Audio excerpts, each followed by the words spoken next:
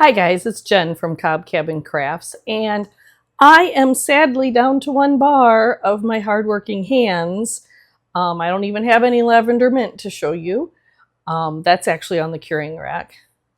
And I'm down to one bar of my church coffee, hardworking hands. This soap, it was created, and it's a special soap. It's not my same recipe that I use for most of my soaps.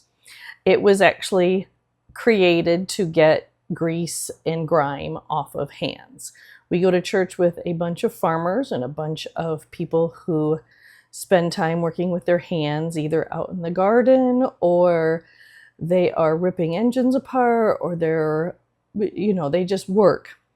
And this does have coffee in it. I walked in and saw someone dumping extra coffee down the drain, and I was like, hang on, no, I can use that for soap. So they kind of low-key made fun of me, and I made soap with it, and I used this recipe, and I actually passed out bars at church to most of the guys who had kind of made fun of me, and they like it.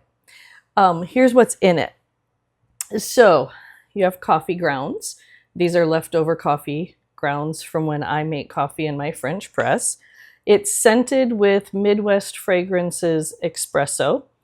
I don't have that within hand reach here. And then it has pumice in it. Fine grit, fine grain pumice. You can either use fine grain pumice or you can use pumice powder. But again, I was going for something that's really going to clean your hands quickly. So, yes, you get to watch as I make this hardworking hands.